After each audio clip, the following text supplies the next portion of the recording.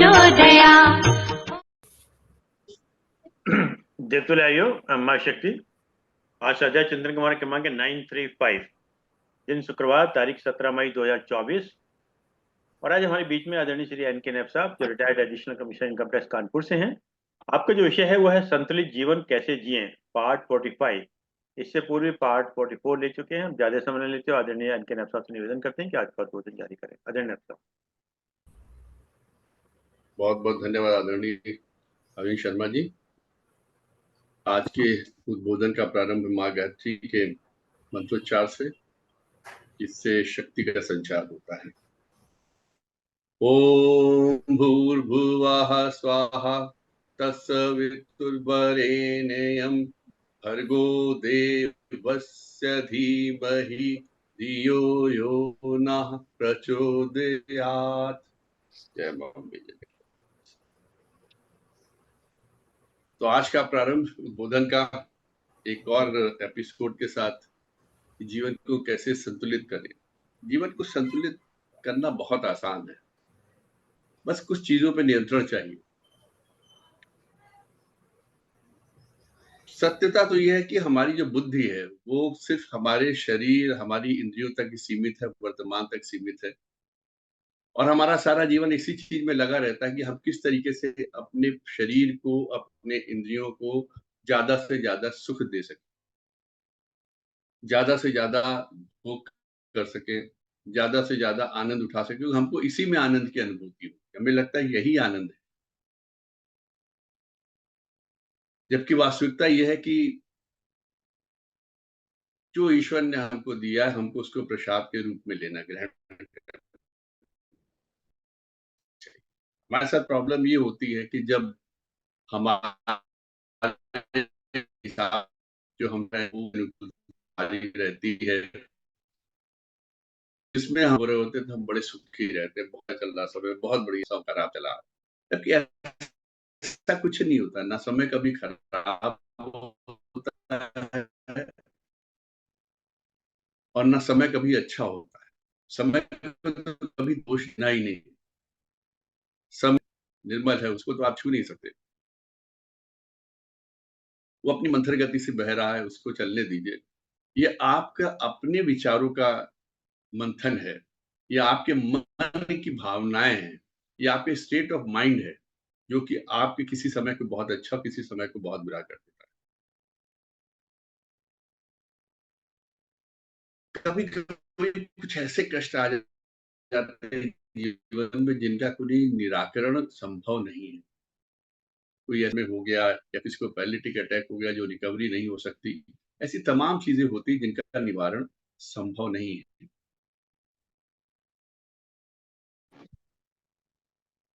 उसको भी ईश्वर के प्रसाद के रूप में लेना चाहिए कि ईश्वर ने आपको शायद सेवा करने का मौका दिया है। ये कहीं ना कहीं हमारे कर्मों का फल है।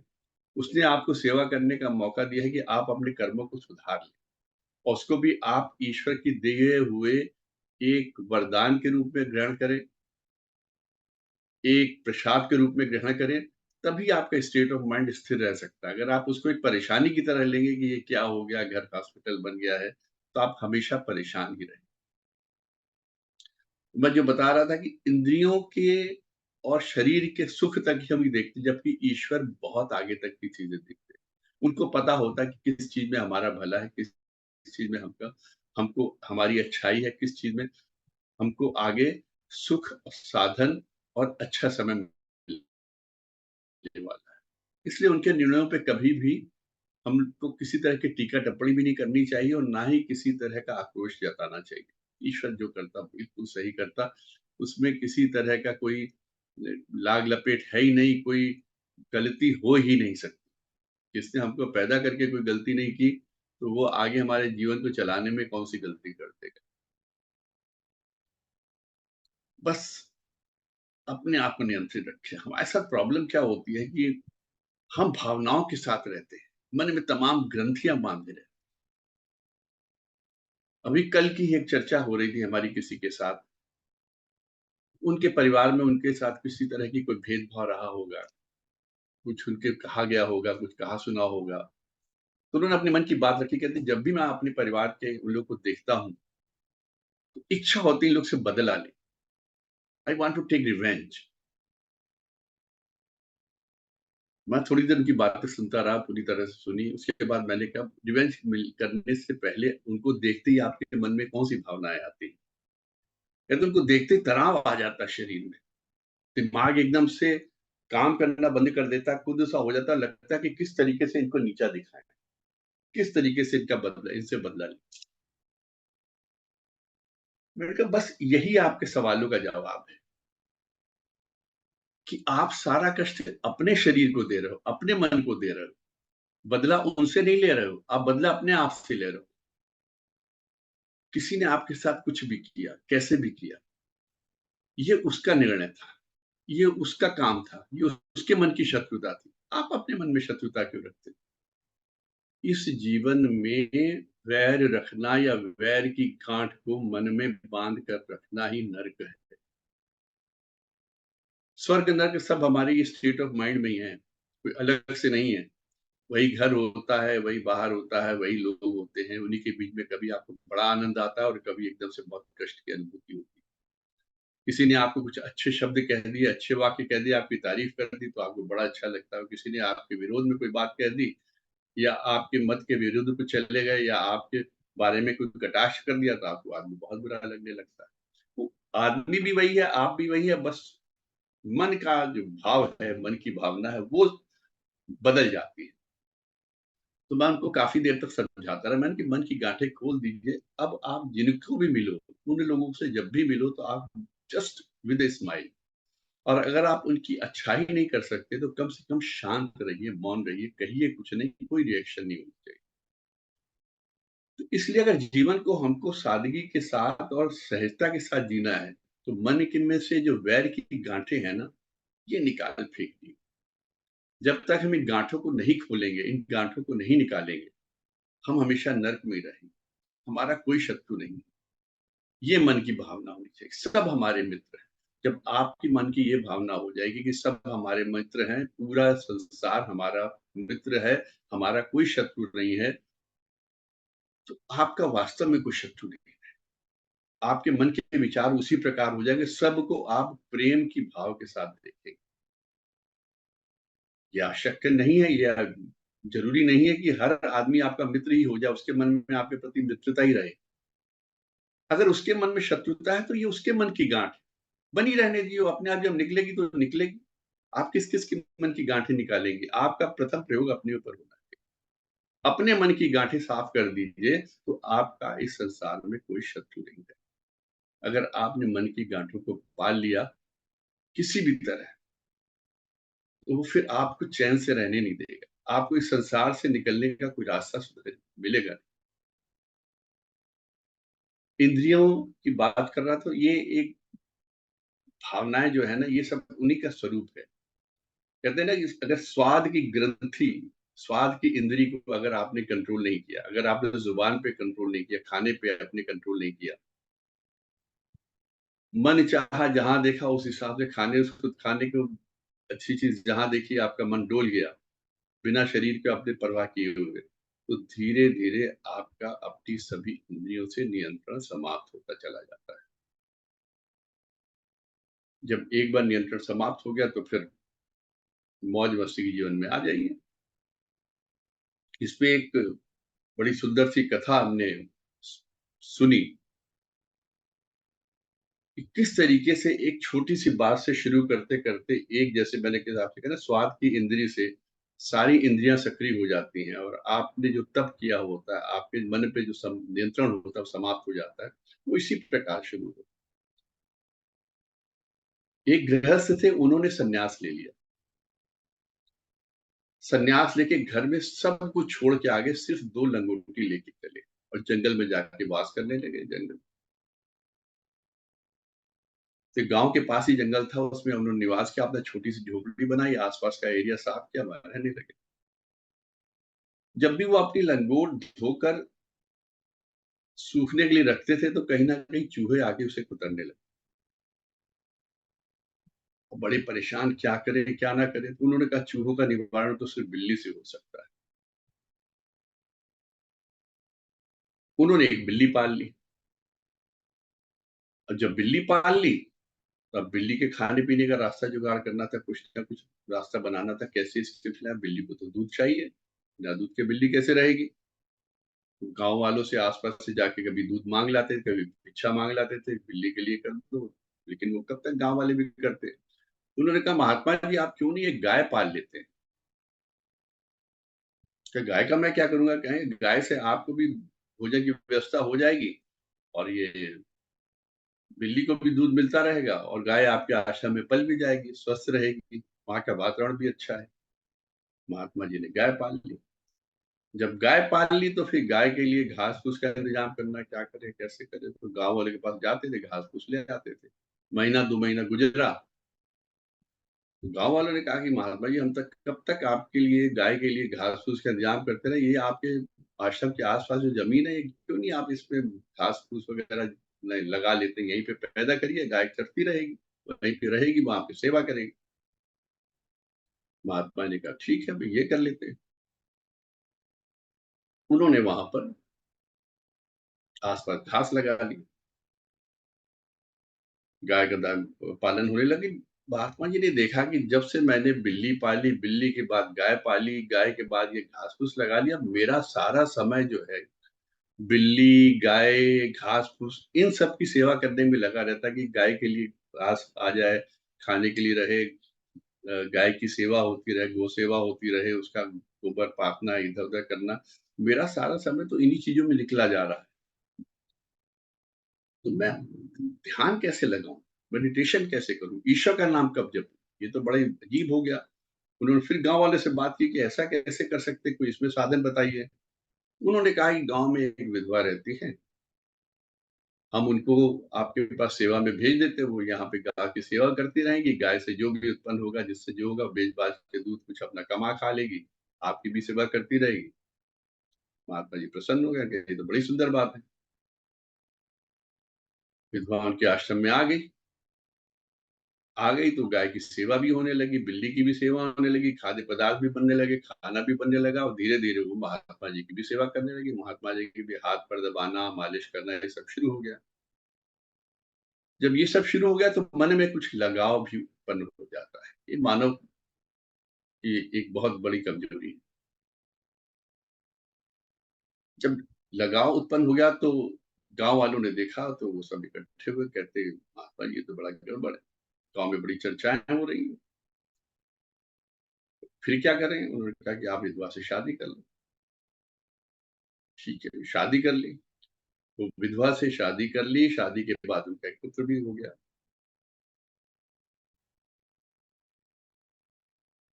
तो जब उनका चेला उनसे जब आशीर्वाद लेकर, उनका एक शिष्य जब उससे दीक्षा लेके जा रहा था, तो उन्होंने पूछा महात्मा जी कोई आखिरी आप एक कोई ऐसा हमको शिक्षा दें जीवन में जो काम आए। तो उन्होंने कहा बेटा कभी बिल्ली मत पाल। कहने का ये मतलब कि एक छोटी सी चीज को बचाने के लिए, सिर्फ लंगोट को चूहे से बचाने के लिए धीरे धीरे धीरे धीरे करते उन्होंने जीवन के सारे जंजाल उसी तरह पाल लिए जिसमें संन्यास आश्रम से वो पहले थे।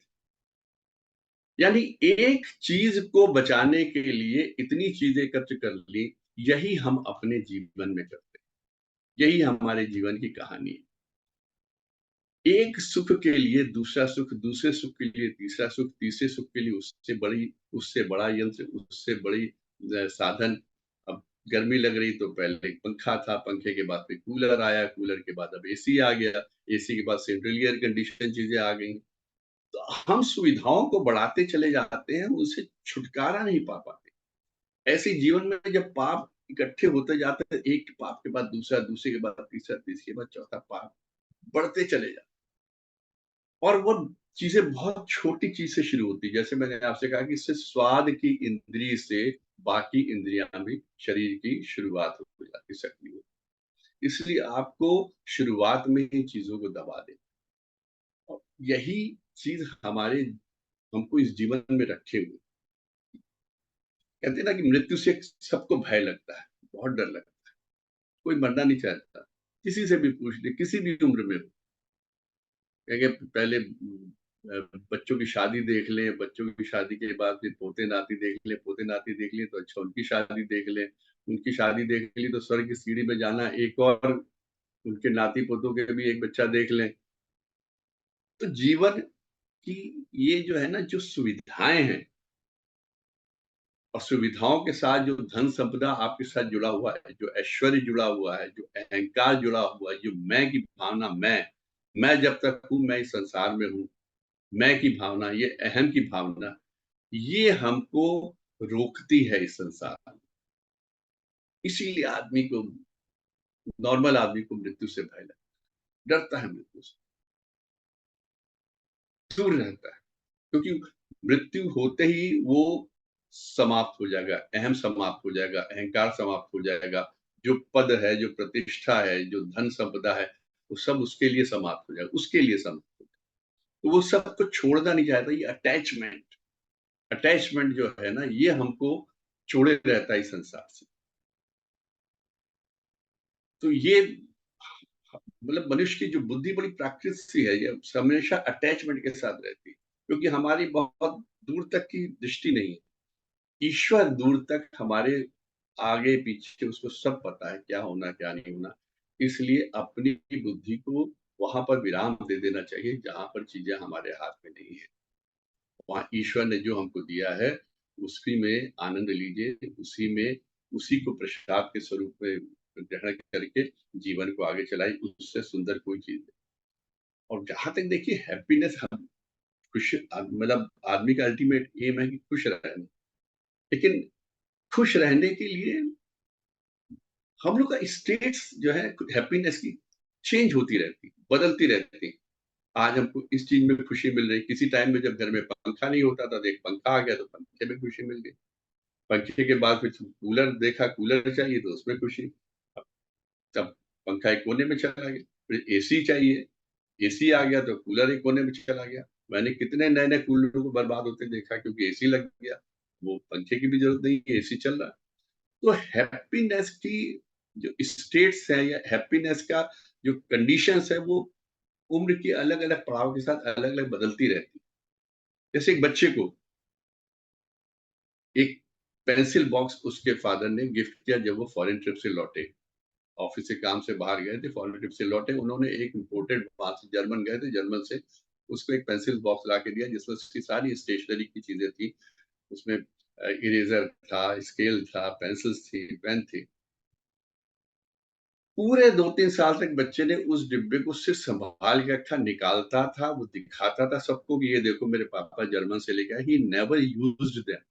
इतनी पॉसेसिवनेस आ गई थी, बच्चों में होती है, सबको दिखाने की भी होती है।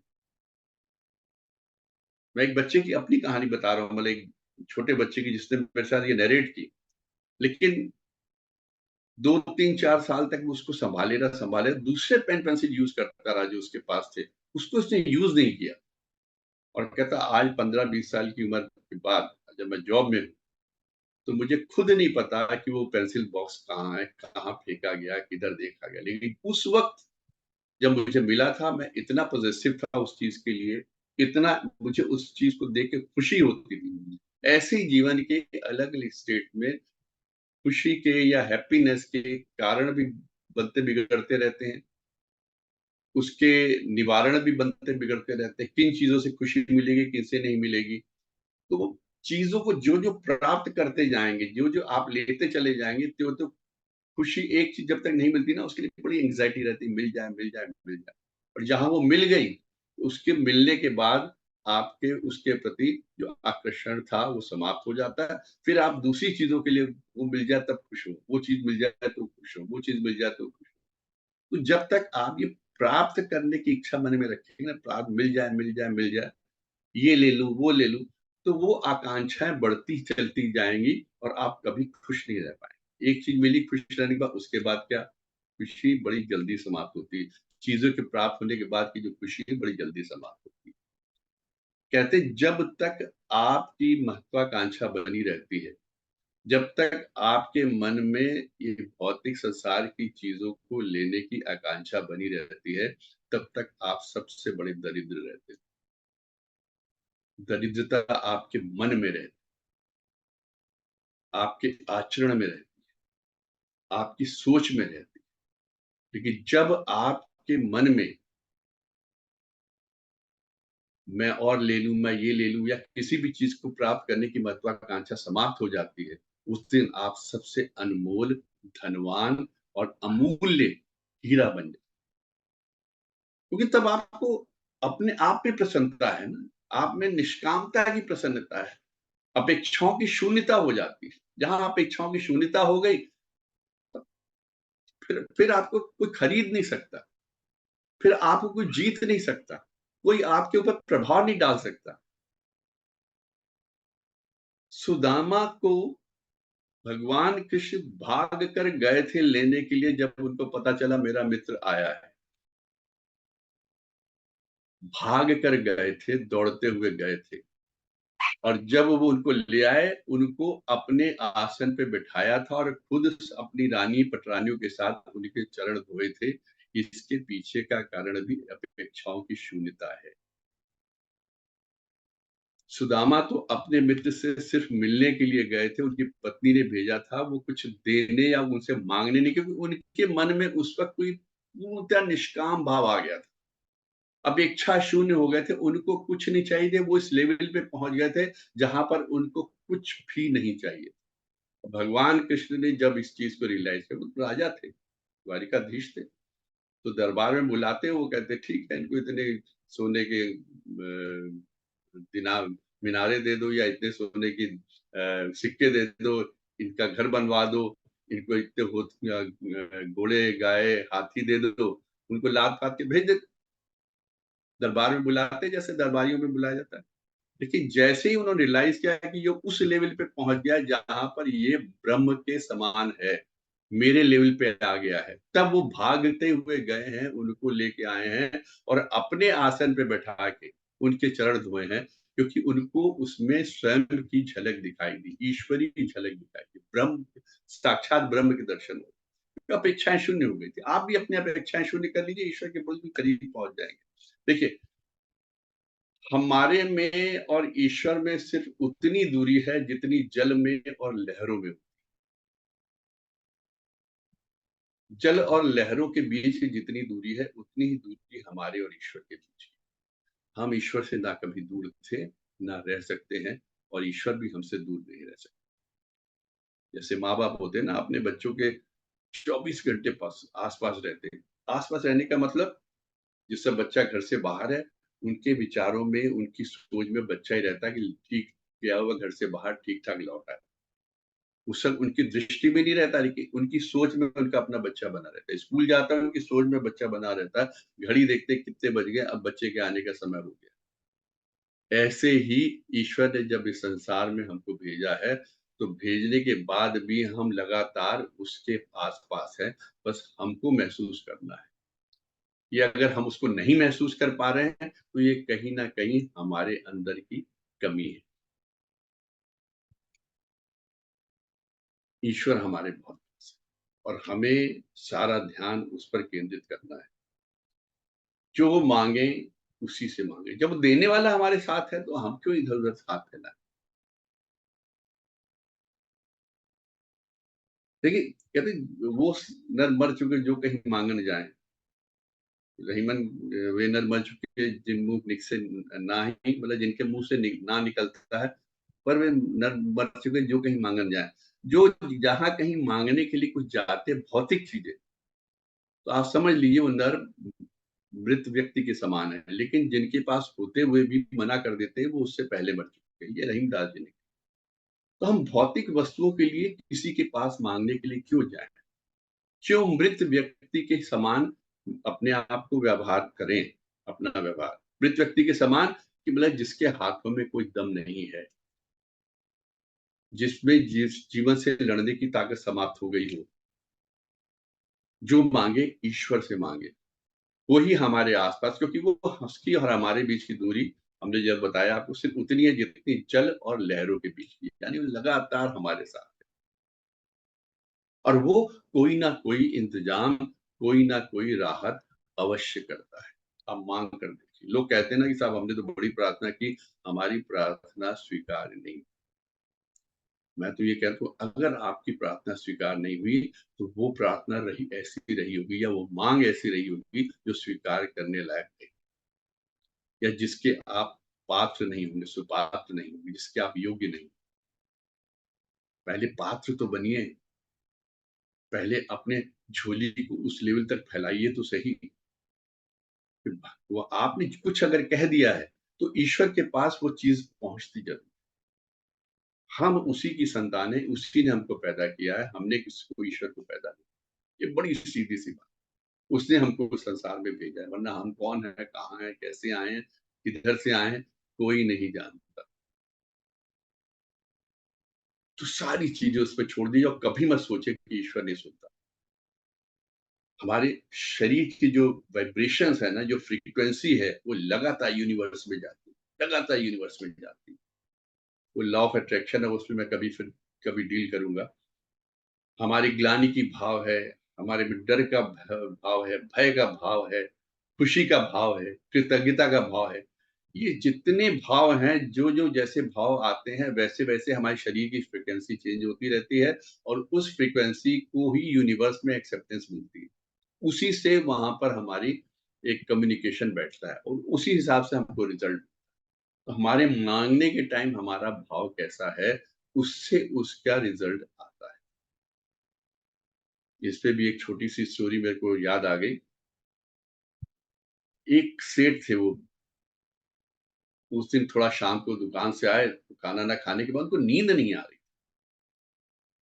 बड़ी मुश्किल से वो करीबन 11:30-12 बजे सोए, 1:30-2 बजे उनकी फिर नींद खुल गई। पता नहीं क्या बात है, उनका कुछ अंदर सी जैसे ना परेशानी सी होती, परेशानी अंदर से घबराहट सी होती। उन्होंने सोचा पता नहीं क्या बात है, क्या नहीं, एकदम से 2:30 बजे उठे, अपने बिस्तर छोड़ा उन्होंने, घर से बाहर निकले, थोड़ी देर टहलते हुए निकले घर से बाहर, तो देखा सामने मंदिर था, उसमें एक दीपक जल रहा था। कि चलो ईश्वर के पास चलते हैं। तो मन में अंदर सी घबराहट हो रही है, चलते ईश्वर के सामने प्रार्थना करते, घबराहट पता नहीं किस चीज को होता है ना, कई बार कुछ अनहोनी होनी होती है, तो मन अंदर से घबराता है, अनईजी सा फील होता है। तो टहलते टहलते वहां चले गए, तो वहां जब गए तो देखा भगवान के सामने एक बैठा हुआ आदमी प्रार्थना कर रहा था, दीपक जला। उन्होंने उसको देखा, थोड़ी देर देखते रहे, फिर उनको देखा प्रार्थना करते समय उसकी आंखों से आंसू बहे। तो उन्होंने उससे पूछा क्या बात है, क्या परेशानी थी, कोई कष्ट, कोई दुख। तो उन्होंने कहा कुछ नहीं सर, कल मेरी पत्नी का सर्जरी है, डॉक्टर ने कहा है बहुत जरूरी सर्जरी, उसको थोड़ी प्रॉब्लम हो रही थी, लेकिन सर्जरी के पैसे मेरे पास नहीं। और कल किस तरह से होंगे, कैसे होंगे, मैं उसी परेशानी में बैठा हूँ, ईश्वर के सामने प्रार्थना कर रहा हूँ कि किस तरीके से इसका निवारण करें। सेठ जी को उसको देखकर उनकी, सेठ जी की आंखों में आंसू आ गए। उनको बड़ा उसके साथ अपनापन फील हुआ। उन्होंने उसकी अपनी जेब से पर्स निकाला, उस जेब पर्स में जितने भी रुपए थे सब उसको पकड़ा, और पैसे देने के बाद उसको कहा ये मेरा कार्ड रख लो, और इसके अलावा अगर जरूरत हो तो कल आकर हॉस्पिटल में सर्जरी के पहले या बाद में आके मेरे से ले लेना। तो उस व्यक्ति ने सेठ जी का बहुत धन्यवाद दिया, ईश्वर को बहुत धन्यवाद दिया, लेकिन कार्ड उससे सेठ जी को वापस कर दिया। कहते मुझे इस कार्ड की आवश्यकता नहीं है। क्या मतलब? कहते साहब मुझे आपसे नहीं मांगना था, मैं तो ईश्वर से मांग रहा था, जिसने रात के 2:30 बजे मेरी प्रार्थना सुन के आपको ज्ञान भेज दिया, मेरी मांग सुन के, मेरी आर्तनाद को सुन के, मेरी प्रार्थना को सुन के, तो मैं आपसे क्यों मांगू, मैं उसी से क्यों ना मांगू। तो जब भी कोई भौतिक फिजिक बात हो या कुछ भी ऐसी बात हो, तो आप ईश्वर से प्रार्थना करिए। प्रार्थना बड़ी कारगर होती है, सुनता है। आप इधर उधर मत भटकिए, लोग भटकाते हैं, कहते हैं ना, मजा लेते हैं लोग आपकी परेशानियों को सुन के, मदद कोई नहीं करता। कोई बिरला ही होगा जो आपकी मदद करने को आगे बढ़े, या जिसको ईश्वर ने भेजा होगा। तो ईश्वर की मदद करने के तरीके भी बड़े अजीब से, किस रूप में, किस तरह से वो सामने आ जाए और कैसे आपकी मदद कर दे, आप कल्पना तक नहीं कर सकते। और ऐसे ऐसी लोगों के जीवन में घटनाएं हुई हैं और होती हैं, और वो बताते हैं, तो उस वक्त थ्रिल सा एक अजीब सा होता है। कई लोग बताते-बताते एकदम से रोने से लगते हैं कि हमारे साथ ऐसा हुआ। और सभी के जीवन में ऐसी कोई ना कोई घटनाएँ ज़रूर होती हैं, ज अचानक कुछ ऐसा हो जाता है जिसकी अनएक्सपेक्टेड होता है। कहीं से कोई ऐसी मदद आ जाती है, कहीं से कोई ऐसा संदेश आ जाता है, कहीं से कुछ इस तरह से कोई आदेश आ जाता है, जो आपकी सारी परेशानी को दूर कर देता है। वो भगवान की कृपा होती, ईश्वर की कृपा होती। लेकिन उसके लिए स्वयं को सुपात्र बनाना। सुपात्र बनाने के लिए क्या करना है? अपने पे संयम रखें, कभी किसी की निंदा मत करें, कभी किसी की बुराई मत। अगर आप किसी की मदद कर सकते हो, तो अवश्य करें। लेकिन अगर आप किसी की मदद नहीं कर सकते, तो बेहतर है आप उसके सामने हाथ जोड़ दें, क्षमा माँग प्रार्थना कर लें। लेकिन किसी की बात को सुन के, अगर किसी की परेशानी है, उसकी सुन के उसकी निंदा मत करें, उस पे कटाक्ष मत करें। जैसे कहते हैं तुम्हारी वजह से ये हुआ, तुमने ये कर दिया, तुमने वो कर दिया, इसलिए मदद कोई नहीं करनी, ये बातें 10 सुनाती। आप कभी किसी की निंदा मत करिए। अगर आप किसी की निंदा करते हैं तो मान के चलिए उससे दुगनी, चौगनी, छठी 6 गुना निंदा के लिए आप स्वयं तैयार रहिए। वो कब, कहाँ, कैसे आपको झेलनी पड़ेगी, ये कोई नहीं जानता। लेकिन अगर आपने पानी में पत्थर फेंक दिया है, तो लहरें तो उठेंगी और लहरें उठ के आपको कष्ट पहुँचाएँगी।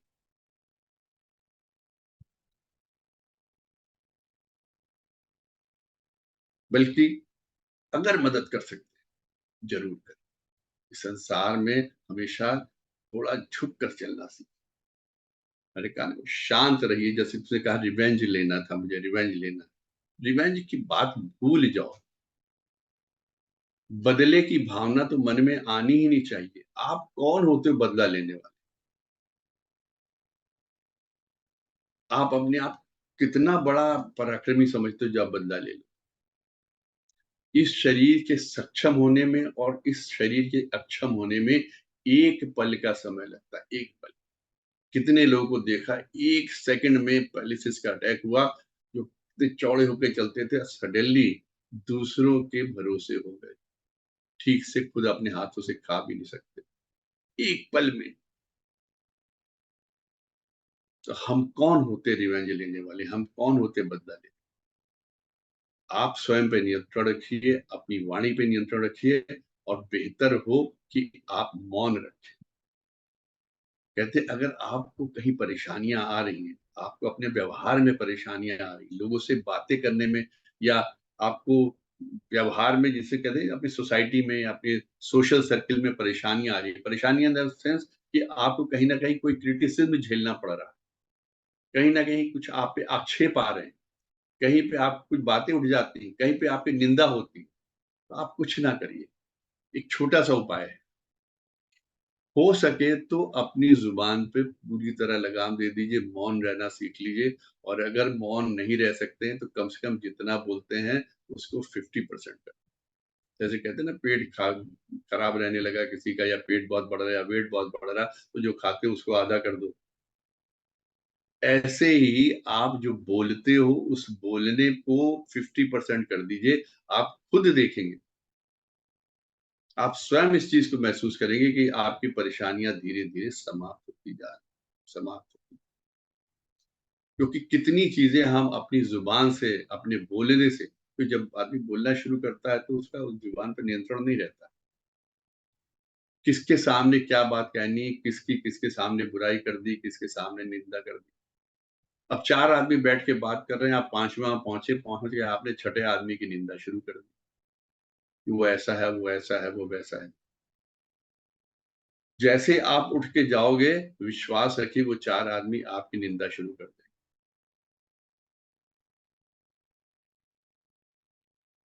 वो आपकी भी निंदा शुरू कर देंगे। आप उससे बच नहीं सकते। इसलिए इन सब चीज़ों को अपने व्यवहार से, अपनी पर्सनैलिटी से, अपने व्यक्तित्व से तिलांजलि दीजिए। कोशिश करिए झुक के चलिए, झुकते रहिए, लोगों से निर्मलता से रहिए, लोगों से बहुत सहज भाव से मिलिए, प्रेम से मिलिए, हाथ जोड़ के मिलिए, प्रणाम करते चलिए। प्रणाम में बड़ी शक्ति होती है, अभिवादन में बड़ी शक्ति होती है, राम राम जी करते हुए चलिए। ये पर्सनालिटी के टैक्टिक्स हैं, व्यक्तित्व को निखारने की चीजें हैं, जो आपके व्यवहार को, आपके व्यक्तित्व को संतुलित करते हैं। मैं वो आज बता रहा हूँ। प्रणाम में बहुत, अपने बड़ों को प्रणाम करिए, पैर छू लीजिए या उनको हाथ जोड़ के प्रणाम कर लीजिए, बहुत सुंदर प्रभाव पड़ता है। आप अगर किसी भी अपने सामने से जाते हो, अपनी से जो आपको लगता है बड़े हैं एज में, उम्र में, उनका अगर आप प्रणाम करते हैं तो आप उनका रिएक्शन देखिए, कितना सुंदर रिएक्शन मिलता है, कितना आनंदमयी रिएक्शन मिलता है, कितनी पॉजिटिविटी मिलती है। और इसका तो उदाहरण अपने ग्रंथों में, महाभारत में है।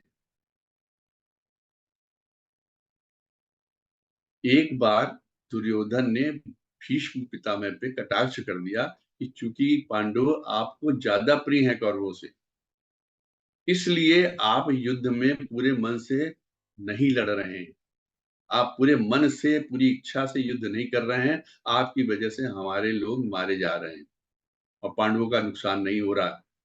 पांडव अभी तक जीवित हैं इसलिए कि क्योंकि आप मारना नहीं चाहते, वरना आपके बाएं हाथ का खेल है। तो भीष्म ने प्रतिज्ञा की कि कल सुबह जाकर मैं सभी पांडवों का वध कर, ओपन प्रतिज्ञा कर दी, डिक्लेयर कर दी, घोषणा कर दी, कल सुबह युद्ध जब होगा शुरू तो मैं सभी पांडवों का, पांचों पांडवों का वध कर। खलबली मच, हलचल होने लगी, सब लोग बड़े परेशान, पांडव भी परेशान कि भीष्म प्रतिज्ञा है वो तो कभी टलती नहीं है। भीष्म पितामह ने अगर कोई प्रतिज्ञा कर लिया और उनका कोई मुकाबला भी नहीं कर सकता, युद्ध में कोई मुकाबला नहीं कर सकता, वो इतने सशक्त थे, इतने पराक्रमी थे, तपबल था, मनोबल था, इच्छा शक्ति थी, धैर्य था, धीरज था, सब कुछ था। उन्होंने कभी विवाह इसीलिए नहीं किया था क्योंकि उनमें अपने आत्मबल था, उन पे कंट्रोल था सब। आप कभी उनका चरित्र पढ़िए, कठिन प्रतिज्ञा ली थी, हठ योगी कहा जाता। उसका ढूंढा गया क्या साधन है, किस तरीके से पांडवों को बचाया जाए। तो भगवान कृष्ण ने द्रौपदी से कहा कि तुम चलो मेरे साथ। शाम को युद्ध के पश्चात वो द्रौपदी को लेके, जब वो भीष्म पितामह विश्राम कर रहे थे, वो द्रौपदी को लेके गए और खुद बाहर खड़े रह गए और द्रौपदी को कहा कि आप अंदर जाइए और जाते भीष्म पितामह को प्रणाम करिए। द्रौपदी आज्ञा लेकर अंदर गई, भीष्म पितामह के पैर छुए और कहा पितामह प्रणाम। जैसे उन्होंने प्रणाम कहा तो एज ए नेचुरल वे में उनके मुंह से आशीर्वाद वचन निकले, सौभाग्यवती रहो और हमेशा अखंड सौभाग्यवती रहो। और उसके बाद अचानक उनके सोचने लगे और पूछा तुम अकेली आई हो या तुम्हारे साथ कृष्ण भी आए। उनका नहीं, कृष्ण आए, वो बाहर खड़े हैं। उन्होंने कृष्ण भगवान को अंदर बुलवाया और कहा मैं भी सोच रहा था मेरे किए हुए प्रण को मेरे ही आशीर्वाद से कौन काट सकता है, ये कृष्ण ही हो सकते हैं। तो कृष्ण ने कहा पितामह आपने इस तरह का प्रण कर लिया था, इस तरह की प्रतिज्ञा ले रही थी, ली थी, उसको तो आपके वचनों से जुटलाया जा सकता था और कोई तो रास्ता था नहीं, वरना पांडवों का तो कलवध हो जाता युद्ध में। प्रणाम में इतनी शक्ति थी और यही प्रणाम कृष्ण ने बाद में द्रौपदी से कहा कि यही प्रणाम अगर तुम पहले दुर्योधन, क्योंकि तुम्हारे जेठ थे, तुम उनको करती, गांधारी को करती रहती, पितामह को करती रहती, धृतराष्ट्र को करती रहती, सबको सामने प्रणाम और अपनी जिद ना करती, झगड़ा ना करती, प्रतिज्ञाएं ना करती, हंसी ना उड़ाती, उपहास ना करती, तो आज ये युद्ध का माहौल नहीं बनता। तो प्रणाम में बड़ी शक्ति है, प्रणाम करते चलिए, मन को समर्पित करते चलिए, समर्पण की भावना रखिए। समर्पण में बड़ी शक्ति है, ईश्वर के प्रति समर्पित रहिए, उससे ज्यादा बड़ी शक्ति कोई नहीं, समर्पण की शक्ति। और एक चीज और है, जब भी आपको किसी भी तरह की कोई भी परेशानी आए, कोई नया संकट आ जाए, संकट को तो आप कहीं ना कहीं तो भगवान आपको रास्ता दिखाएगा, उस पे तो बाद में विचार करिएगा। पहले ये विचार करिएगा संकट आया क्यों? और इसको आपको अपने अंदर झाँकने की आवश्यकता है। कोई भी संकट आए तो उसके सोर्स को पहले आप अपने अंदर झाँकिए कि आपने ऐसा कौन-सा कर्म किया था, जो ये सामने ये परेशानी बन के आ गई। कहीं न कहीं आपके अंदर कहीं न कोई चीज़ छुपी होगी। आप ढूँढेंगे तो मिल जाएगी। आपने कहीं किसी के साथ कुछ ऐसा किया होगा, 10% किया, 20% किया, वो 100% बन के आपके सामने आया। आपके सामने जो परेशानी आई है, हो सकता है दुगुनी, 4 गुनी, 6 गुनी, 10 गुनी बन के आई। लेकिन कहीं न कहीं कोई पत्थर आपने पानी में फेंका ज़रूर होगा। बिना उसके कोई कष्ट जीवन में नहीं आता है। इसलिए बड़े संतुलित होकर चलना पड़ता है। व्यवहार में भी, बातों में भी, आचार में भी, सोच में भी। वरना आदमी भावनाओं में बह के कई बार बहुत कुछ कह जाता है। और वो सोचता, जब भी आदमी बोलता है ना, कोई भी कुछ कहता है, मैं सच बोल रहा हूँ, मैं बिल्कुल सही बात कह रहा हूँ। उसको अपने सामने कोई सही बात लगती नहीं, सिर्फ़ अपनी ही बात सही लगती है। और आवेश में कह के, जब आवेश में कहता है तो एक के साथ 2-3 चीज़ें और ऐसी निकल जाती हैं जो सामने वाले के हृदय में चुभती हैं। वो दूसरे के पॉइंट ऑफ व्यू को देखना ही नहीं चाहता। भई आप 6 देख रहे हो किसी चीज़ को, सामने जो आदमी खड़ा है उसको 9 दिख रहा है, बट नेचुरल है। तो पहले उसका पॉइंट ऑफ व्यू तो सुन लो, नहीं सुनेंगे। अपनी बात, मैंने जो कह दिया वही सच्चाई है, इसके आगे कुछ नहीं। तो इसलिए जब भी कोई इस तरह का कष्ट आए, जब भी कोई इस तरह की परेशानी आए, अचानक आई और आपके सोचते हो ये कहाँ से नई बात निकल आई, तो उसके सोर्स में कहीं अपने अंतर्मन में ज़रूर झाँकिएगा। आपको मन में अब उसका कहीं न कहीं सोर्स मिल जाएगा, और जब सोर्स आप एक बार देख लोगे, क्षमा माँग लेना, उस व्यक्ति से जिसको आपने वो कष्ट दिया था, 10% 20% जो भी था, क्षमा माँग लेना, मन से क्षमा माँग लेना, रास्ते खुल जाएँगे, रास्ते 100% खुल जाएँगे। अब एक चर्चा करते हैं आज कंसंट्रेशन पे। एक बार चर्चा हो रही थी इस पे, मेडिटेशन कैसे होता है, कैसे किया जाए, क्या नहीं। मेरे ही प्रश्न थे, क्योंकि मेडिटेशन में जनरली होता है सोचते-सोचते आदमी मेडिटेट करता है, मेडिटेट करते-करते उसको आस-पास के वातावरण से खो जाना है, इस टाइप की बात हो रही थी। मुझे लगता है कई बार हम मेडिटेशन करते-करते सो जाते हैं। तो मेरे को एक बड़ा अच्छा आंसर मिला कि मेडिटेशन करना या नाम का जाप करना, भगवान के नाम का जाप करते रहिए। आपके होठ राम का नाम ले रहे हैं, आपके होठ भगवान का नाम ले रहे हैं, आपके होठ अपने गुरु का नाम ले रहे हैं, आप ईश्वर का जाप कर रहे हैं। जप करते-करते यदि आपका मन उस जाप में नहीं है, तो वो मेडिटेशन नहीं है। जप कर रहे हैं तो आपका मन पूरी तरह उस जाप में होना चाहिए। अभी मेरी बात समाप्त नहीं हुई, मैं इसमें और आगे बढ़ रहा हूँ। जब हमारे मन और हमारे होठ एकाग्र हो जाते हैं, मिल जाते हैं, तभी वो मेडिटेशन की एक या साधना की अवस्था आती है। जनरली होता क्या है कि हम मंदिर जाते हैं या घर के मंदिर में बैठे हुए हैं, किसी भी मंदिर में गए, बैठ गए, जाप करने लगे और आस-पास की चीज़ों को देखते हुए जा रहे हैं। ये आया, कोई आवाज़ खटानक लगी, फिर देखने लगे, इधर-उधर देखा, फिर ओम नमः शिवाय कुछ बोलते चले जाते हैं। हमारा ध्यान केंद्रित नहीं। कहते हैं जब मंदिर जाओ तो फिर मंदिर के ही होके रह जाओ। उसमें इसने बहुत बढ़िया एक उदाहरण दिया। कहते हैं जिस वक़्त आप अपने नाम को, आप भगवान ईश्वर के नाम का जाप कर रहे हो, उस वक़्त आप पूरा ध्यान उस जाप में उसी तरीके लगा दो जैसे कि आप 500 के नोट की गड्डी गिन रहे हो। कहते हैं जिस वक़्त आप काउंटिंग कर रहे होते हैं ना नोटों की, आपके हाथ चलते हैं नोट को गिनने में और आपका दिमाग चलता है काउंटिंग करने में। और उस वक़्त अगर कोई आपको डिस्टर्ब करता है, उसको आप चारों तरह के वातावरण से थोड़ी देर हट जाते हैं, बस सारा ध्यान उसी पे रहता है, क्योंकि एक या दो नोट भी कम हो गए तो आपके फाइनेंशियल लॉस हो। और अगर कहीं 99 रह गए या 98 निकल आए या 101 102 निकल, तो आप दोबारा काउंटिंग करने लगते हो कि क्या क्या गलती रह गई। और अगर इस बीच काउंटिंग में कोई आपको टोक देता है, तो आप उसको कहते भैया थोड़ी देर चुप रहो, मुझे ये काउंटिंग करने। आपका पूरा ध्यान, आपके उंगलियां नोटों को गिनते समय, आपका दिमाग एकदम केंद्रित रहता है काउंटिंग में, और आप चारों तरफ के वातावरण से बिल्कुल अलग होके उस जाप को, उस नाम काउंटिंग को करते रहते हैं। इसी तरीके से जब आप भगवान का नाम लो, तो अपने होठों को उंगलियों की तरीके चलाइए जैसे चलते हैं।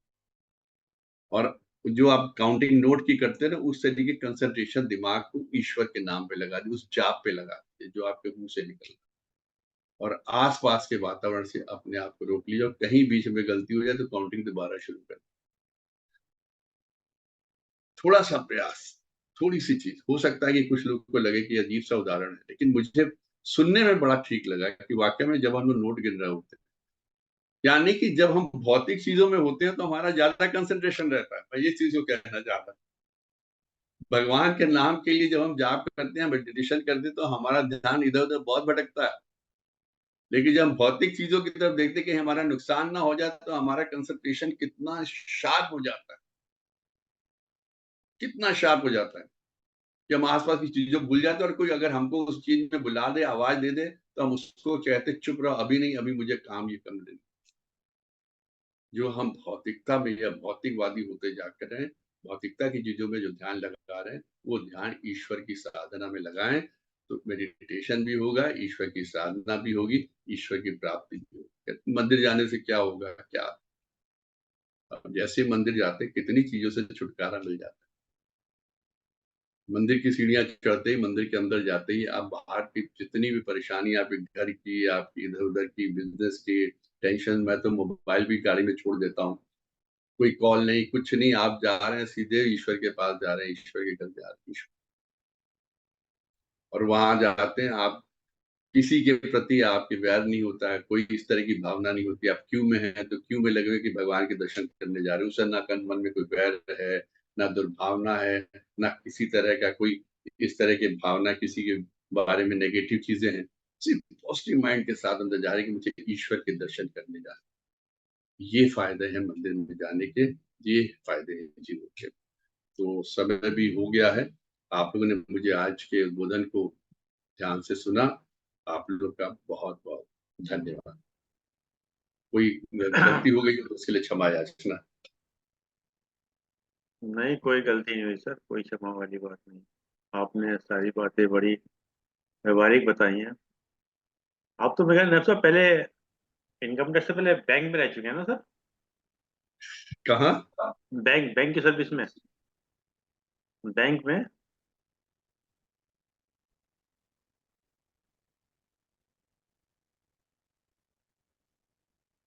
साउंड बंद हो गया सर, साउंड बंद हो गया आपके। Sound sound. सब म्यूट हो गई सर। हम्म। जी। मैं क्या, आप इनकम टैक्स से बैंक में सर्विस करते थे ना पहले, बैंक में? हाँ सर, मैं था 1.25 साल पहले बैंक में था, उसके बाद मतलब मई 80 में मैंने state bank of Indore join किया था, और फिर नवंबर 81 में डिपार्टमेंट में आ गया था, 1.5 साल में। पर सर मैंने बैंक में देखा कुछ कैशियर ऐसे होते हैं, वो नोट गिनते रहते हैं और बात भी करते रहते हैं, तो इसका मतलब अभ्यास हो जाता है उनको काफी। जिस वक्त नोट गिन रहे होते हैं ना, उससे बात नहीं करते वो खाली किसी तरीके से अगर कोई मजबूरी में जवाब देना है या चुप रहो या इस टाइप के, मैंने वहां नोट गिने हैं और कैश शॉर्ट होते हुए देखा, उनको अपनी जेब से देना पड़ता है। और जब उसके पास नहीं होता तो पूरे बैंक के एम्प्लॉइज मिलकर उसकी शॉर्टेज को पूरा करते हैं। तो आप मतलब उसका बिल्कुल वो भी मना कर देगा कि मत करो। जिस सब वो कैश ले रहा होता है, उस सब नहीं बात करता वो, और बात करेगा तो एक इशारे में कर देगा, ठीक ठीक। तो मैं कैश में भी बैठा हूँ और बाकी काउंटर्स पे भी बैठा हूँ, सब जगह बैठा हूँ। तो उस वक्त बिल्कुल कंसंट्रेशन से नोट गिनने में। बाकी तो ये अभ्यास की बात है सर, मेडिटेशन में रहते हो, मैंने जो सहज उस दिन सहज योग की बात की थी, अभ्यास की बात है। अभ्यास करते हुए आप घूमते घूमते नोटों को काउंट कर लीजिए। लोग गाड़ी बैठे बैठे पर्स में से चीजें निकाल लेते हैं, रख लेते हैं, गाड़ी चलाते हुए काउंट कर लेते हैं, वो तो अभ्यास की बात है। चलिए साहब, कोई किसी की और काशी था जो जिज्ञासा। चलते हुए चक्र में अर्जुन ने तीर मार दिया था मछली की आंख में, तो वो भी अभ्यास था सर। हम लोग तो स्थिर पे ना मार सके। चलिए, और कोई किसी को जिज्ञासा पूछ सकते हैं, ये आपके अमित। नायब साहब, एक छोटी सी बात मन में आई। आपने कहा भाई अपने चार लोगों के बीच बैठोगे, बाहर से उठ के आओगे तो आपकी बुराई करेंगे। बुराई क्यों करेंगे?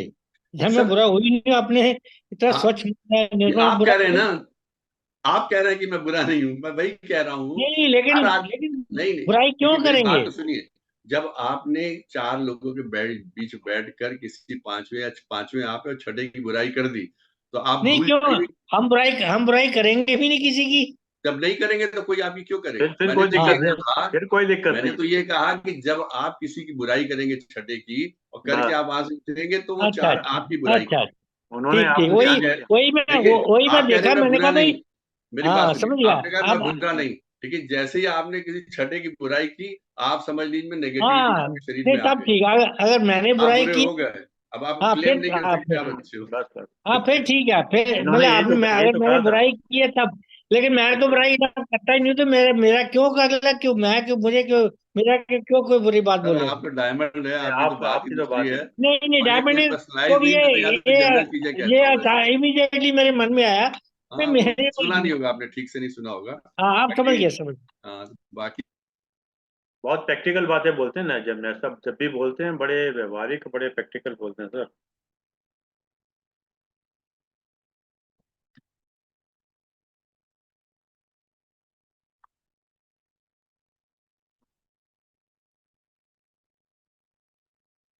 तो उत्तर नहीं होते इसका स्वाय आपको आशीर्वाद देने के कोई है, कुछ क्या चाह रहा करें, और क्या कर सकते हैं सही। आप किसी को नहीं जानते, अगर आप आधे जाते हैं उसको नमस्ते भी कर लें, हाँ भाई साहब करते हैं हम। नमस्कार। हमारी, मेरी तो बड़ी बुरी देखिए, आदत है, आप मेरी बहुत मॉर्निंग बुरी वॉक में आदत है। करके देखिए, तो आपके देखिए कितने दोस्त बन जाएंगे। एक दिन आप करेंगे, अगले दिन वो करने लगेंगे, फिर रोज एक दूसरे को नमस्कार होती रहेगी। कितने लोग से मेरी ऐसे ही शुरुआत हो गई, किसने कह दिया भाई साहब बिल्कुल नमस्कार, तो अगले दिन मैंने उसको देखा, मैंने कहा भाई साहब नमस्कार। बिल्कुल बिल्कुल नमस्कार बिल्कुल। नमस्कार के मतलब घर में आना जाना शुरू हो गया, एक दूसरे की मदद शुरू हो गई, हेल्प शुरू हो गई, कई प्रॉब्लम्स में साथ। तो ये सर, ये तो इसी तरीके से संबंध बनते हैं, और संबंध उन्हीं से बनते हैं जिनके साथ आत्मा का संबंध पिछले जन्मों में हाँ नहीं। हाँ, बिल्कुल बिल्कुल, विधि का विधान है सर। क्योंकि ऐसे नहीं कोई मिलता। 800 करोड़ आदमी है इस दुनिया में, और आपके 800 करोड़ में 800 लोगों के साथ भी शायद संबंध नहीं हो। हाँ, आठ आठ लोगों के साथ भी वो नहीं है। वो 800 में, वो 800 करोड़ में अगर आपके 80 या 8 या 18 लोग के साथ अच्छे संबंध हैं, तो मान के चलिए पिछले जन्मों का कुछ लेना देना है, बिल्कुल बिल्कुल कोई इसका बिल्कुल। कोई संबंध है। इस सौ जन्म में फीसद, ये क्या सौ बन फीसद, के आए, कैसे बन के आए, अभी अगली बार में फिर बताएंगे सर। अभी बिल्कुल। 5 एपिसोड बाकी है, 45। 100 ही करिए सर इसे पूरा। 100 करें, चलिए सर ये कोशिश अमित मदान साहब करेंगे। भी आए, बड़े आपके प्रेमी है सर, ये अमित मदान एडवोकेट है, सर ये आज भी सुन बड़ा। रहे थे, मैं देख रहा था इनको, बड़ा अच्छा लगा कि ये भी इन्होंने ज्वाइन किया। हम्म। सर से मुलाकात तब हुआ करती थी, तब तो बहुत छोटा हुआ करता था। अच्छा। एक अब अभी आपने बहुत बड़ा बड़ा हो गया सर। एक आपने बड़ा अच्छा बताया कि जिस जब मौन रहने में ना, तो मौन रह के काफी शक्ति का संचय होता है, ऊर्जा का संचय होता है। मतलब मौन रहने का अगर अभ्यास हो जाए तो ऊर्जा का संचय होता है। और उसमें ये देखा गया कि धोनी के अंदर, जो एग्जाम्पल लेते हैं, धोनी बड़े शांत स्वभाव के व्यक्ति रहे, मतलब क्रिकेट में या किसी तरीके से। तो जी सर। तो बड़े शांत स्वभाव के रहे। तो उसमें ये देखा गया कि जो व्यक्ति जितना शांत होता है, वो उतनी शक्ति को, ऊर्जा को अपने अंदर संचय करके डिसीजन लेने में फायदा होता है। ये आपने बड़ा अच्छा कहा कि अगर हम आधा परसेंट भी रहने लगे बहुत अच्छा हो जाता है। और एक चीज हमने नोट करी कि जब कोई गायक कलाकार होता है तो वो अपनी आंखों को और कानों को बंद कर लेता है। इसका मतलब जो ऊर्जा वहां से निकल रही है आंखों से या कानों से, उसको भी अपनी शक्ति को एकत्र करके उस पर फोकस कर लेता है, मतलब ये जहाँ तक जो है इसके अंदर। क्योंकि आपने बिल्कुल देखा कि बिल्कुल। जब भी वो तो आंखें बंद कर लेगा, कान भी मतलब कर लेगा, तो यानी कि वो वहां की जो ऊर्जा है आंखों की या कानों की, वो भी मतलब उसकी वाणी में आ जाएगी ना, सर कहीं ना कान कैसे कहीं। बंद कर पाता होगा, कान थोड़ी बंद हो जाते हैं। अरे कानों में रुई लगा आंखें लीजिए, बंद क्या दिक्कत क्या है? होती मतलब बेसिक पॉइंट देखिए देखिए, सारी इंद्रियों का संग्रह, मतलब आप भाव पे जाइए। आपने यस, आपने भाव की तो कहानी कही ना सारी। केंद्रीकृत करते हैं सर वो हम्म, भाव दूसरे होते हैं भाव संगीत के टाइम में। भाव पे जाइए ना। हाँ, जी बिल्कुल। तो ये सो जो पूरी आप हम्म, किसी भी देखिए, किसी भी विधा में आपको एक्सेल करना है तो आपको उसके लिए एनर्जी सेंट्रलाइज करनी पड़ती, केंद्रीकृत करनी पड़ती। अब जैसे आप अपने ऑफिस में काम करते हैं, फाइलों में करते हैं, तो सारा दिमाग आपका उसमें रहता है। उसमें अगर आके कोई ये इतना ही पूछ ले, पानी पियेंगे, चाय पियेंगे, 5 मिनट बाद बात करते हैं, थोड़ा कर ले, इसको देख ले, क्योंकि आपको नहीं तो डिस्ट्रैक्शन बड़ी तेज होती एक है। चीज और में म्यूजिक में तो ये है कि आप सुर जरा सा भूले तो गए। हम्म, जी सर, आप बताइए। मैं एक एग्जाम्पल देख रहा था, कहते हैं कि जब श्रीलंका से मैच चला था धोनी का, तो लास्ट बॉल में, शायद मैं कहता, आपको क्रिकेट के प्रेमी मैं तो इतना नहीं हूँ, कि 6 रन थे और 6 बॉलें थी और 15 रन थे। मतलब 6 रन थे, 15 बॉलें थी, और किस तरीके से उसने अपने को बैलेंस करके वो विजय प्राप्त करी, तो ये बड़ा, छक्का मारा था, हाँ, छक्के मारा। तो ये चीजें छक्का देखिए, मारा था। तो मैं ये देखता हूँ कि इस चीज का भी अभ्यास अगर होगा ना, कि कोई घटना होती है, ठीक है, what happen not important, how to react is the most important. घटना का होना कोई इंपॉर्टेंट नहीं है, हम रिएक्ट कैसे करते हैं वो इंपॉर्टेंट है ना। आज अगर हम 6 लोग बैठे हैं तो 6 लोग 6 तरीके से रिएक्ट करेंगे ना एक घटना पे। तो वो अगर रिएक्शन हमारे वाली अंदर, बात है कि वो, हाँ, वो अभ्यास अगर हमारे अंदर था, वही हमारी सबसे बड़ी शक्ति है, वही हमारी सबसे बड़ी ऊर्जा है, मतलब। Very true sir. हम्म। वही चीज है सर, आप किसी चीज को रिस्पॉन्ड करते हो या रिएक्ट करते हो। रिस्पॉन्ड और रिएक्ट करने में दोनों, पानी दोनों का दोनों। difference रहता है, लेकिन वही आप, रिस्पॉन्स आपको पॉजिटिव ले जाएगा, रिएक्शन आपको नेगेटिव ले जाता है। वही इसके अंदर धोनी में कहते थे कि जब वो बॉल आती थी तो सेकंडों, फ्रैक्शन ऑफ सेकंड में समझ जाता था कि इसको कैसे टैकल करना है। हम्म। एनीवे, सब चलिए, बहुत बहुत, और किसी को जिज्ञासा है? नहीं तो फिर हमारे, चलिए, अमित मदान साहब से निवेदन करते हैं कि 2 शब्द धन्यवाद के दीजिएगा सर। नेब अमित साहब को मदान, प्रणाम। हाँ नेब जी साहब, जी साहब को सॉरी बस साहब जी। प्रणाम। सर, सर नेब साहब को प्रणाम करना है, और बस एक चीज जरूर याद रखना है कि बिल्ली नहीं पालेंगे। हम्म। क्या नहीं पाले? बिल्ली नहीं पालनी। अच्छा, बिल्ली, चूहा भी बिल्ली। पाल, हाँ चूहा पाल लो, ठीक रहेगा। चूहा लंगोट कुतर जाए कुतरने दीजिए, वरना बिल्ली पाल ली तो फिर वापस आप सूट बूट में आ जाओगे। तो ये चलिए, सुनी थी अमित कथा, मदान सुन साहब। रहा था, बड़ी अच्छी लगी मेरे को। 3-4 हाँ, बार मैंने सुनी, इसको पढ़ी, इससे मैं क्या इसको नरेट करूंगा, अच्छा लगा था मुझे। आज वो नहीं, एकदम से नैब साहब डिफरेंस जो आ भी गया। कहानी सुनाते हैं, बड़ी उससे तन्मयता से, बड़ा उससे सुनाते हैं, बड़ा। तो कहानी का नरेशन तो आपका यूएसपी है ना साहब, यूएसपी है। हाँ, अब पता नहीं कहाँ से लाते हैं निकाल के।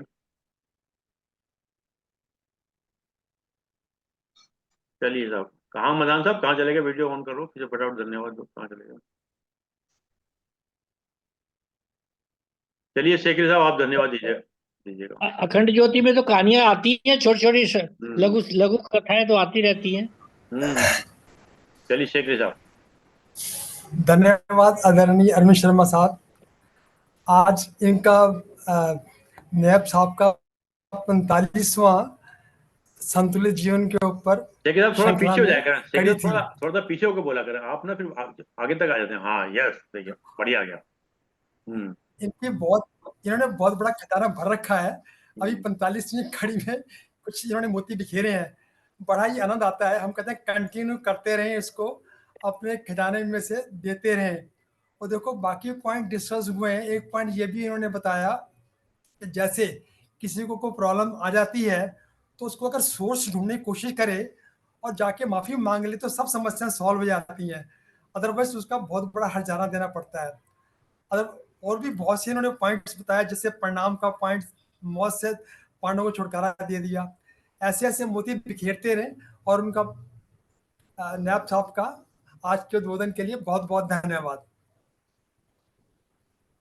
चलिए, बहुत बहुत धन्यवाद आदरणीय केशव साहब, बहुत बहुत धन्यवाद आदरणीय एनके नेप साहब, आपने समय निकाल के समय दिया, और जूम के लोगों का विशेष रूप से धन्यवाद कि आपने समय निकाल के समय दिया। और जैसा कि एक विचार के साथ और 3 बारों के साथ अपनी बात को समाप्त करते हैं, आज का विचार नैब साहब के ही थोड़े से टॉपिक के ऊपर है, थोड़ा सा ध्यान दीजिएगा। थोड़ा सा छोटा सा लंबा है, जरा ध्यान देंगे, एक एक लाइन बड़ी इंपॉर्टेंट है। देखिए साहब, छोटा सा लंबा। जब व्यक्ति अपनी पीड़ा पर ध्यान केंद्रित करता है, जब व्यक्ति अपनी पीड़ा पर ध्यान केंद्रित करता है तो उसकी पीड़ा लगातार बढ़ती जाती है। एक समय ऐसा आता है उसे, जब उसे पीड़ित पीड़ित कहलाना अच्छा लगता है। एक समय ऐसा आता है जब उसे पीड़ित कहलाना अच्छा लगता है, वही यदि अपनी पीड़ा की बजाय इसके समाधान व इसके होने वाले अनुभव पर ध्यान केंद्रित करता है तो उस व्यक्ति के मन और मस्तिष्क विकसित होते हैं। यानी कि नायब साहब के 44 एपिसोड सुन ले तो उसका कहीं ना कहीं जो है मनवी और मस्तिष्क दोनों विकसित हो जाएंगे इसके, जिससे पीड़ा गौण हो जाती है। बहुत बढ़िया सर सॉल्यूशन। जिससे उसकी पीड़ा गौण हो जाती है। हाँ, जैसे कहते हैं ना, आदमी बीमारी से नहीं मरता, बीमारी को सोच सोच के मरता है। बिल्कुल ठीक है, करेक्ट सर। ना तो आपके साउंड बंद है सर। जी सर। हाँ बाबा बोले मैं वाह वाह नहीं सुन पाया। वाह वाह, मैं कहा वाह वाह, बहुत सुंदर। वैसे जब आप बोलते हैं मैं उतनी देर के लिए बंद कर दिया था कि डिस्टर्बेंस ना हो। ये जबरदस्ती बाबा बुलवाते हैं ये हैं? डिजर्व करवा के बाबा करवा डिजर्व करते हैं वो। इतना बना के लाते हैं। आई 3 बार उनका उच्चारण करते हैं। जी सर।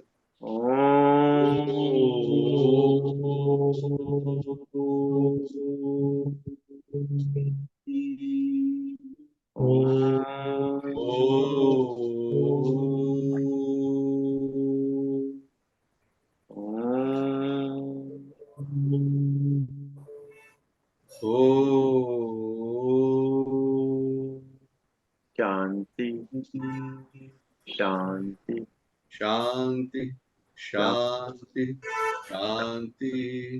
सभी सबको प्रणाम। सभी सबको बहुत बहुत धन्यवाद सर।